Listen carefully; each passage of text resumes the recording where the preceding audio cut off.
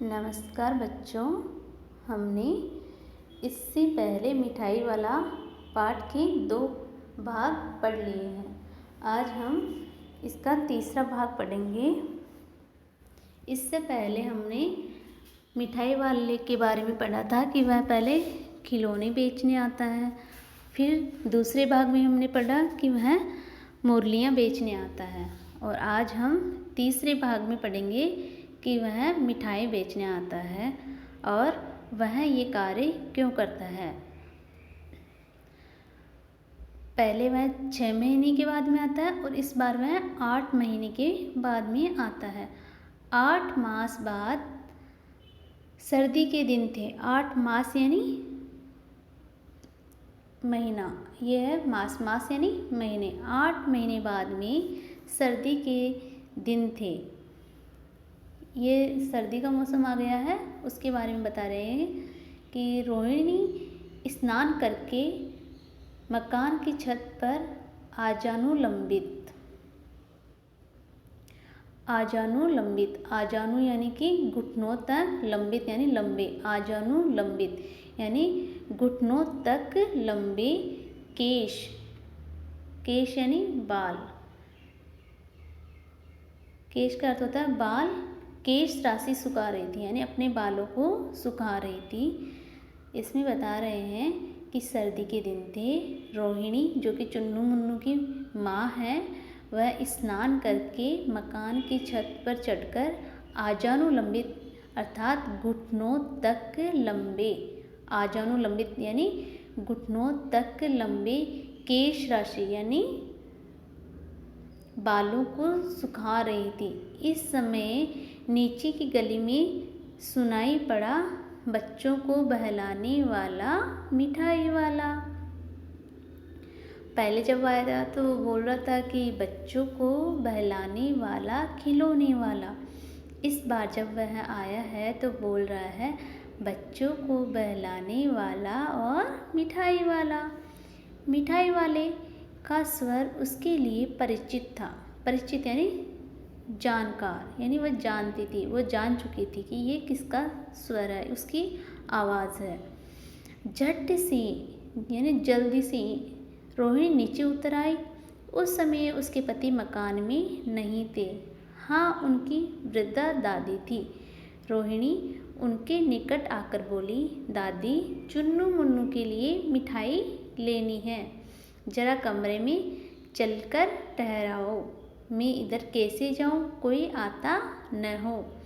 जरा हटकर मैं चिक की ओट में बैठी रहूँगी। चिक यानी पर्दा। ये जो चिक शब्द है वह है, इसका अर्थ है पर्दा। चिक यानी पर्दा। जैसे कपड़े के पर्दे नहीं होते, ये बांस की पतली लकड़ियाँ होती हैं जिनके पर्दे बने हुए होते हैं। और मैंने आपको पहले भी बताया कि ये राजस्थान से संबंधित है। कहानी जो है ये राजस्थान से संबंधित है। तो वहाँ पर ऐसे दरवाजे खिड़कियों पर इस तरह के पर्दे लगाए जाते हैं ताकि बाहर से तेज़ धूप ना आए। और औरतें हमेशा पर्दे के पीछे रहती थी, कभी भी दूसरे पुरुषों के सामने आती नहीं थी, अपना चेहरा नहीं दिखाती थी। तभी तो यहाँ पर रोहिणी जो है वह बोल रही है दादी से कि आप मिठाई ले लो और मैं चिक यानी पर्दे की ओट में यानी उसके पीछे, ओट शब्द का अर्थ है पीछे, पर्दे के पीछे करके मैं बैठी रहूँगी। दादी उठकर कमरे में आकर बोली, ए मिठाई वाले, इधर आना। दादी मिठाई वाले को आवाज़ लगाती है, ए मिठाई वाले, इधर आना। मिठाई वाला निकट आ गया। बोला, कितनी मिठाई दूँ माँ? पूछ रहा है, माँ कितनी मिठाई दूँ? ये नए तरह की मिठाइयाँ हैं, रंग बिरंगी, कुछ खट्टी, कुछ मीठी, कुछ जायकेदार, बड़ी देर तक मुँह में टिकती है, यानी बहुत देर तक मुँह में रहती है, पिघलती नहीं है, जल्दी नहीं घुलती। बच्चे बड़े चाव से चूसते हैं। इन गुणों के सिवा ये खांसी भी दूर करती है। कितनी दूँ? चपटी, गोल, पहलदार गोलियां हैं, पैसे की 16 देता हूँ। दादी बोली, 16 तो बहुत कम होती है, भला 25 तो देते। मिठाई वाला, नहीं दादी अधिक नहीं दे सकता, इतना भी देता हूँ, यह अब मैं तुम्हें क्या खैर मैं अधिक नहीं दे सकूँगा, यानी मैं आपको अधिक नहीं दे सकूँगा। दादी यहाँ बोल रही है कि आप हमें 25 दे दो, 1 पैसे की 25 दे दो। लेकिन मिठाई वाला बोल रहा है नहीं नहीं 16 ही दूंगा। तो वो बोल रही है नहीं नहीं इतना नहीं, ज़्यादा दो। इस तरह से भाव करवा रही है वो कि कम। हमेशा ग्राहक, मैंने पहले भी बताया आपको कि ग्राहक हमेशा दुकानदार से अधिक वस्तु कम पैसे में लेना चाहता है। और वहीं यहाँ दादी बोल रही है मिठाई वाले से। रोहिणी दादी के पास ही थी, यानी पर्दे के पीछे पास में ही तो बैठी थी। वो बोली दादी फिर भी काफ़ी सस्ता दे रहा है, 4 पैसे की ले लो, ये पैसे रहे। मिठाई वाला मिठाइयाँ गिनने लगा, तो 4 की दे दो। यहाँ पर दादी बोल रही है कि 4 पैसे की दे दो आप। अच्छा 25 नहीं सही 20 ही दे दो। लेकिन फिर भी दादी बोल रही है 4 पैसे की ले रहे हैं आप, 1 पैसे की 16 दे रहे हो, तो ठीक है 25 मत दो, लेकिन 20 तो दे दो। अरे हाँ मैं बूढ़ी हुई, मोल भाव अब मुझे ज़्यादा करना आता भी नहीं है। अब बूढ़ी दादी जो है वो बोल रही है कि मैं बूढ़ी हो गई हूँ, मुझे मोल भाव करना आता नहीं है। 25 ना दे रहा है तो कोई बात नहीं, आप ऐसे करो 20 दे दो हमें, लेकिन 16 तो बहुत कम है। इस तरह से दादी बोल रही है। कहते हुए दादी के पोपले मुँह से जरा सी मुस्कुराहट फूट निकली। बूढ़े जो आदमी हो जाते हैं उनके दांत नहीं रहते हैं, तो उनका मुंह क्या है ना, ऐसे झुर्रियाँ आ जाती है उनके चेहरे पर। तो वहाँ पर उसके लिए बोला है पोपले मुँह से जरा सी मुस्कुराकर। वो हल्की सी मुस्कुराती है कि 20 दे दे, तो खुश हो जाती कि अगर 20 दे दे तो बहुत ही खुशी की बात है। रोहिणी ने दादी से कहा, दादी इससे पूछो तुम इस शहर में और कभी भी आए थे या पहली बार आए हो? यहाँ के निवासी तो तुम हो नहीं। दादी ने इस कथन को दोहराने की चेष्टा ही की थी कि मिठाई वाले ने उत्तर दिया, पहली बार नहीं और भी कई बार आ चुका हूँ। रोहिणी चिक की आड़ से ही बोली, पहले ये मिठाई बेचते हुए आए थे या कोई चीज़ लेकर? अब मिठाई वाला हर्ष, संशय और विस्मय आदि भावों में डूबकर बोला, यानी उसको खुशी भी हो रही थी, संदेह भी हो रहा था, और खुशी विस्मय आदि यानी खुशी दुख का भाव उसके अंदर झलक रहा था, विस्मय का भाव था उसमें। जैसे हमें कुछ आश्चर्य होता है ना, तो उसे बोलते हैं विस्मय आदि भाव में डूबकर वह बोलता है। इससे पहले मुरली लेकर आया और उससे पहले भी खिलौने लेकर। रोहिणी का अनुमान ठीक निकला। अब तो वह उससे और भी कुछ बातें पूछने के लिए अस्थिर होती, यानी व्याकुल। अस्थिर यानी ये है अस्थिर यानी व्याकुल, व्याकुल हो उठी। वह बोली, इन व्यवसायों में भला तुम्हें क्या मिलता होगा?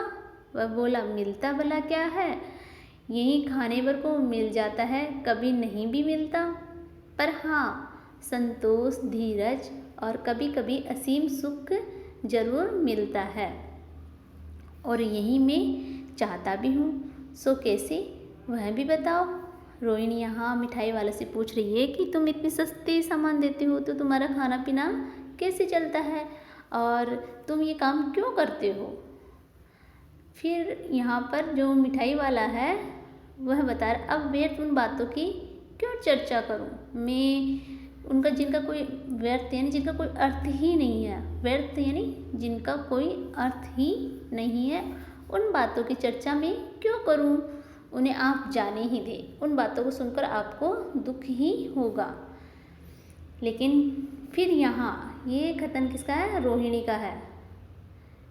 ये यहाँ बोल रही है, जब इतना बताया है तब और भी बता दो, मैं बहुत उत्सुक हूँ, तुम्हारा हर्जा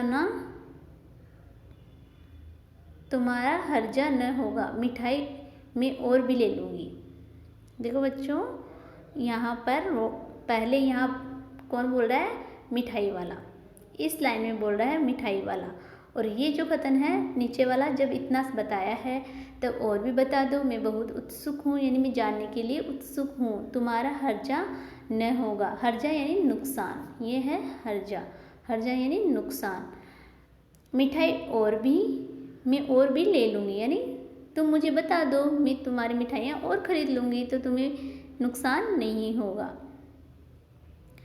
अतिशय गंभीरता के साथ मिठाई वाले ने कहा, मैं भी अपने नगर का एक प्रतिष्ठित आदमी था, यानी मैं एक प्रतिष्ठित आदमी था, एक इज्जतदार आदमी था और मेरा सम्मान था समाज में। मकान, व्यवसाय, गाड़ी, घोड़े, नौकर चाकर सभी कुछ था। स्त्री थी, छोटे छोटे 2 बच्चे भी थे। मेरा वह सोने का संसार था। बाहर संपत्ति का वैभव था, भीतर सांसारिक सुख था। स्त्री सुंदर थी, मेरी प्राण थी। बच्चे ऐसे सुंदर थे जैसे सोने के संजीव खिलौने। अब देखो, यहाँ मुरली वाला बता रहा है अपने बारे में कि मैं मुरली बेचने से पहले, खिलौने बेचने से पहले, मिठाई बेचने से पहले कैसा इंसान था। उनके अटखेलियाँ छोटे बच्चे खेलते रहते ना, उनको बोलते हैं अटखेलियों के बारे में के मारे घर में कोलाहल मचा रहता, यानी शोरगुल रहता था। समय की गति, विधाता की लीला, अब कोई नहीं है। दादी प्राण निकाले नहीं निकले, इसलिए अपने उन बच्चों की खोज में निकला हूँ। यहाँ मिठाई वाला बोल रहा है कि 2 बच्चे थे, मेरी सुंदर पत्नी थी, सोने का संसार था, सब कुछ था, लेकिन भगवान ने उनको छीन लिया। समय की गति और विधाता की लीला की वजह से आज वह इस दुनिया में नहीं है। मैं भी यहाँ पर नहीं रहना चाहता था, अर्थात मैं यहाँ जीना नहीं चाहता था, लेकिन क्या करूँ, मैं बच गया और उन्हीं बच्चों की खोज में मैं निकलता हूँ। ये सब अंत में होंगे तो यहीं कहीं, क्योंकि मिठाई वाले को पूरा विश्वास है कि उसके बच्चे, उसकी पत्नी ने फिर से जन्म लिया होगा और वह यहीं कहीं होंगे। आखिर कहीं न जन्मे ही होंगे। उस तरह रहता, घुल घुल कर मरता। अगर मैं उस तरह से, यानी प्रतिष्ठित व्यक्ति की जगह उस सोने के घर में रहता तो मैं घुट घुट कर, या ये जो घुल घुल कर है, ये इसका अर्थ है घुट घुट कर है। यहाँ घुट घुट कर यानी परेशान होकर के मर जाता मैं। इस तरह सुख संतोष के साथ मरूंगा। अर्थात ये कह रहा है कि अगर मैं अपने घर में रहता तो घुट जाता मेरा जी और मैं मर जाता, लेकिन मैं ये काम करके अपने बच्चों को खोजता रहता हूँ तो सुख और संतोष के साथ मरूंगा। इस तरह के जीवन में कभी कभी अपने उन बच्चों की एक झलक सी मिल जाती है। तभी तो मिठाई वाला जब खिलौने बेच रहा था तो छोटे छोटे बच्चों को फ्री में भी तो देता है, और काफ़ी सस्ते भी इसी वजह से दे रहा है क्योंकि उसको पैसों से कोई मतलब नहीं है। वह सिर्फ अपने खाने के लिए ही पैसे चाहिए, उसको इससे ज़्यादा पैसे नहीं चाहिए। वह तो खुशी के लिए काम करता है कि शायद उसके ही बच्चे उसको कहीं मिल जाए, ऐसी आस लगाकर वह यह कार्य कर रहा था। ऐसा जान पड़ता है जैसे वे इन्हीं में उछल उछल कर हंस खेल रहे हैं। पैसों की कमी थोड़ी ही है, आपकी दया से पैसे तो काफ़ी है, जो नहीं है इस तरह उसी को पा जाता हूँ। यहाँ पर जो मिठाई वाला है वो बहुत पैसे वाला व्यक्ति था, तो पैसों की तो कमी है नहीं। वह तो ये काम क्यों करता है, सिर्फ बच्चों के साथ में अपना समय बिताना चाहता है, उनको देख करके खुश होना चाहता है। रोहिणी ने अब मिठाई वाले की ओर देखा। उसकी आंखें आंसुओं से तर थी, यानी उसकी आंखों में आंसू आ चुके थे। इसी समय चुन्नू मुन्नू आ गए। रोहिणी से लिपटकर उसका आंचल पकड़कर बोले, अम्मा मिठाई मुझसे लो। ये कौन बोल रहा है, मिठाई वाला बोल रहा है कि मुझसे लो। ये कहकर तत्काल यानी जल्दी से कागज़ की 2 पुड़ियाँ मिठाइयों से भरी मिठाई वाले ने चुन्नू मुन्नू को दे दी। रोहिणी ने भीतर से पैसे फेंक दिए। मिठाई वाले ने पेटी उठाई और कहा, अब इस बार ये पैसे न लूँगा। दादी बोली, अरे अरे न अपने पैसे लिए जा भाई। तब तक आगे फिर सुनाई पड़ा उसी प्रकार मादक मधुर स्वर में बच्चों को बहलाने वाला मिठाई वाला। इस प्रकार बच्चों, आपने इस कहानी में देखा किस तरह से एक प्रतिष्ठित व्यक्ति की पत्नी और बच्चे इस दुनिया से चले जाते हैं, यानी मर जाते हैं। उसके बाद में वह अपनी खुशी के लिए पहले खिलौने बेचता है, फिर मुरलियाँ बेचता है और फिर वह मिठाई बेचता है और अंत में चुन्नू मुन्नू में वह अपने बच्चों को देखता है कि ऐसे ही मेरे बच्चे होंगे, और वह इनको देखकर खुश होता रहता है। इस प्रकार इस कहानी में भगवती प्रसाद वाजपेयी ने इस कहानी में एक मिठाई वाले के माध्यम से एक व्यक्ति की खुशी, उसकी इच्छाओं को बताया है कि व्यक्ति को कितना ही सोने का संसार मिल जाए, कितना ही पैसा धन दौलत मिल जाए, लेकिन जब तक उसका परिवार नहीं होता तो वह खुश नहीं रह पाता है।